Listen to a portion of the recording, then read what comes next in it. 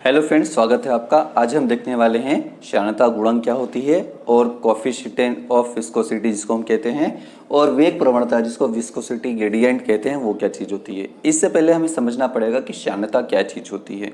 अब श्यानता जिसको हम कह सकते हैं घर्षण बल, एक तरीके से जिस प्रकार से हम धरती पर अगर ज़मीन पर गति करते हैं तो किन्हीं दो सतहों के मध्य जो आपेक्षिक गति का विरोध करने वाला बल होता है उसे हम क्या बोलते हैं, घर्षण बल। इसी प्रकार अगर तरल के अंदर गति होती है तो तरल के अंदर गति जब होती है तो तरल की किन्हीं दो सतहों के मध्य आपेक्षिक गति का विरोध करने वाला जो बल होता है उसे हम बोलते हैं श्यानता। एक तरीके से अगर सामान्य भाषा में हम समझना चाहें तो कह सकते हैं जो गाढ़ापन होता है, जिस भी तरल का गाढ़ापन जितना ज़्यादा होता है उसके अंदर उसकी श्यानता उतनी ज़्यादा होगी और जिसका गाढ़ापन कम होता है उसकी श्यानता उतनी कम होती है। तो हम कह सकते हैं पानी की अपेक्षा जो ग्लिसरीन होगा या जो शहद होगा उसकी श्यानता ज़्यादा होगी क्योंकि उसके अंदर गाढ़ापन ज़्यादा है। तो श्यानता वो चीज़ होती है जो तरल के अंदर आपेक्षिक गति, किन्हीं दो तरलों के सतहों के मध्य आपेक्षिक गति का विरोध करता है। तो यहाँ पे हम देख लेते हैं परिभाषा क्या है। तो तरल का वह गुण जिसमें वह तरल के किन्हीं दो पृष्ठों के मध्य आपेक्षिक गति का विरोध करती है श्यानता कहलाता है। मतलब दो सतहें P और Q है तो इनके बीच आपेक्षिक गति का विरोध करना ताकि ये आपस में तेजी से गति ना कर पाए, वो जो बल होगा आपेक्षिक गति का विरोध करने वाला वो श्यानता होगा। अब इसके बाद हमें समझना पड़ेगा वेग प्रवणता क्या चीज है। वेग प्रवणता क्या होता है कि जब कोई तरल किसी सतह पर प्रवाहित होता है तो मान लीजिए जो सतह है वो स्थिर होगी, जमीन पर प्रवाहित हो रहा है या फिर किसी भी सतह पर अगर प्रवाहित हो रहा है तो उसकी एक सतह होगी नीचे जो स्थिर होगी, इसके ऊपर द्रव प्रवाहित हो रहा होगा।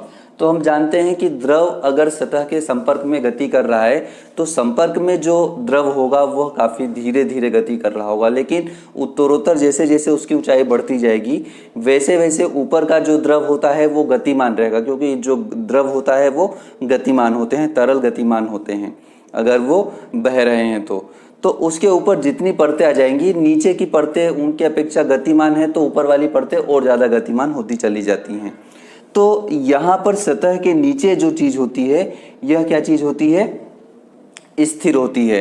इसके ऊपर अगर कोई परत होगी तो परत जो नीचे वाली सतह होगी वो तो स्थिर होगी लेकिन ऊपर वाली गतिमान होगी, और अगर ये गतिमान है तो इसके ऊपर वाली जो परत है उस गतिमान सतह के ऊपर और तेजी से गतिमान होगी।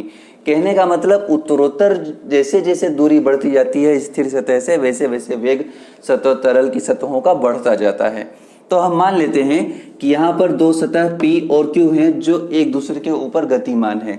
जो पहली वाली सतह है उसकी स्थिर सतह से जो दूरी है वो x है और जो दूसरी वाली सतह है वो P से dx दूरी पर स्थित है। अब ये भी मान लेते हैं कि जो P वाली सतह है वो v वेग से गतिमान है। तो हमने देखा कि जैसे जैसे ऊपर बढ़ेंगे वैसे वेग बढ़ता जाएगा, तो जैसे ही dx दूरी बढ़ी ऊपर, यहाँ पे वेग भी क्या बढ़ गया, dv बढ़ गया।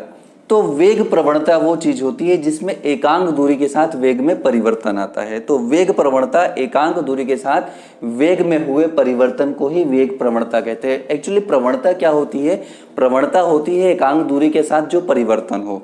तो एकांक दूरी के साथ अगर वेग में परिवर्तन हो रहा है तो उसे वेग प्रवणता कहेंगे। यहाँ पे मैंने पहले से थोड़ा सा लिख रखा ताकि वीडियो में ज़्यादा लंबा ना हो और जल्दी से काम हो सके और आपको कम लेंथ में ज़्यादा मटेरियल देखने को मिले। तो यहाँ पे हम वेग प्रवणता जो होती है विस्कोसिटी ग्रेडियंट वो होती है वेग में परिवर्तन बटे एकांक दूरी।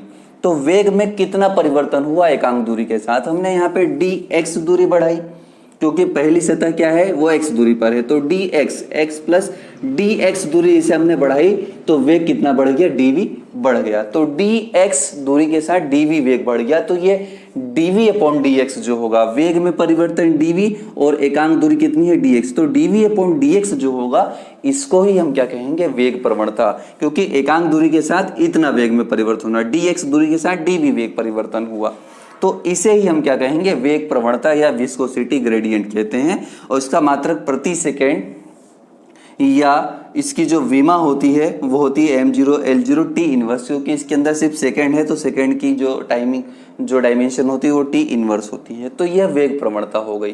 अब इसके बाद जो श्यानता गुणांक है वो क्या चीज होती है। तो श्यानता गुणांक क्या चीज होती है उसके बारे में हम समझते हैं। तो यहाँ पर हमने देखा कि जैसे जैसे वेग में परिवर्तन होता है वैसे वैसे क्या होता है, यहाँ पे दूरी जैसे जैसे बढ़ती है वैसे वैसे वेग में परिवर्तन होता है। श्यानता गुणांक में ये बताया जाता है कि किन्हीं दो सतहों के बीच लगने वाला जो श्यान बल होता है, जिसकी बात हम शुरू में कर रहे थे श्यानता, तो ये जो श्यान बल होता है यह दो चीजों पर डिपेंड करता है। एक तो जो दोनों सतह है वो आपस में कितनी कांटेक्ट में है, मतलब उनके सतहों के क्षेत्रफल जो है अगर वो ज्यादा एक दूसरे से कांटेक्ट में है तो उनके बीच लगने वाला जो श्यान बल होगा वो ज्यादा होगा। अगर वो जरा सा टच में है, बहुत ही कम क्षेत्रफल में टच में है, तो उनके बीच लगने वाला जो श्यान बल होगा वो कम होगा। तो पहली चीज तो यहाँ पर ये आती है कि जो लगने वाला श्यान बल होगा F समानुपाती A होता है। ए मतलब इन सतहों का जो क्षेत्रफल है कितने में वो एक दूसरे से कांटेक्ट में है। दूसरा, इनके बीच लगने वाला जो श्यान बल होता है वह वेलोसिटी ग्रेडियंट, जिसको हम यहाँ पे बोल रहे थे वेग प्रवणता, उसके समानुपाती होता है। तो F समानुपाती आपका हो जाएगा यहाँ पे dv/dx, मतलब प्रति एकांक दूरी के साथ वेग में परिवर्तन जितना ज्यादा होगा बल भी क्या होगा उतना ही ज्यादा होता है। अगर वेग में परिवर्तन कम होता है तो वहां पे जो एकांक दूरी के साथ अगर वेग में परिवर्तन कम होता है तो जो श्यान बल होता है वो भी क्या होता है, कम होता है। इन दोनों को अगर मैं कंबाइन करूं तो F proportional to A dv/dx आएगा। यहाँ पे प्रोपोर्शनल का साइन अगर मैं हटाऊं तो माइनस ईटा A dv/dx हमारे पास आएगा। यहाँ पे माइनस साइन ये शो करता है कि जो बल है वो विपरीत दिशा में लगता है। और ईटा इक्वल टू अगर मैं फाइंड आउट करूं तो ईटा हम बाद में फाइंड आउट करेंगे। यहां पर हम समझ लेते हैं कि ये जो श्यान बल होता है इसको डिफाइन कैसे किया जाए। वैसे यहाँ पे जो श्यानता गुणांक होती है ईटा इक्वल टू अगर मैं फाइंड आउट करूं तो ये हो जाएगा F dx/A dv। इसका मात्रक जो होता है वो होता है पाइज होता है, और इसको हम किलोग्राम मीटर सेकेंड भी लिख सकते हैं, किलोग्राम पर मीटर सेकेंड भी लिख सकते हैं। और इसकी जो विमा होती है वो होती है mL−T−। ये श्यानता गुणांक जो होती है उसका मात्रक और विमा होती है।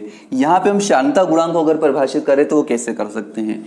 तो मान लीजिए यदि A बराबर जो प्लेटों की क्षेत्रफल है, जो सतहें हैं उनका क्षेत्रफल 1 मीटर स्क्वायर हो और इनके बीच में जो वेलोसिटी ग्रेडियंट है, जो वेग प्रवणता है, वो एकांक हो, तो यहाँ पे dx/dv या dv/dx जो है उसकी वैल्यू 1 कर दें और A बराबर अगर हम 1 मीटर स्क्वायर ले लें तो हमारे पास F बराबर बचेगा माइनस ईटा। कहने का मतलब ये कि यदि दो सतहें जिनका क्षेत्रफल 1 मीटर स्क्वायर है और उनके बीच जो वेग प्रवणता है अगर वो एकांक है तो उनके बीच लगने वाला जो श्यान बल होगा वो श्यानता गुणांक के बराबर होगा, या जो श्यानता गुणांक होगी वह उन दोनों सतहों के बीच लगने वाले श्यान बल के बराबर होगा। तो इस प्रकार से डेफिनेशन हम यहाँ पे इसको दे सकते हैं श्यानता गुणांक की। तो श्यानता गुणांक की डेफिनेशन में यहाँ पे लिख देता हूं, यदि सतहों का क्षेत्रफल 1 मीटर स्क्वायर हो तथा उनके बीच वेग प्रवणता, जिसको हम विस्कोसिटी ग्रेडियंट कहते हैं, वेग प्रवणता एकांक हो तो श्यानता गुणांक श्यान बल के बराबर होगा। श्यानता गुणांक उन सतहों के मध्य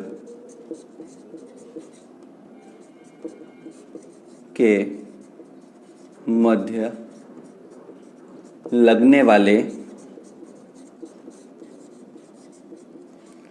श्यान बल के बराबर होगा। तो ये जो डेफिनेशन है ये हम यहाँ पे श्यानता गुणांक की लिख सकते हैं। तो इस वीडियो को लाइक कीजिए, शेयर कीजिए, सब्सक्राइब जरूर कीजिए चैनल को। तब तक के लिए जय हिंद।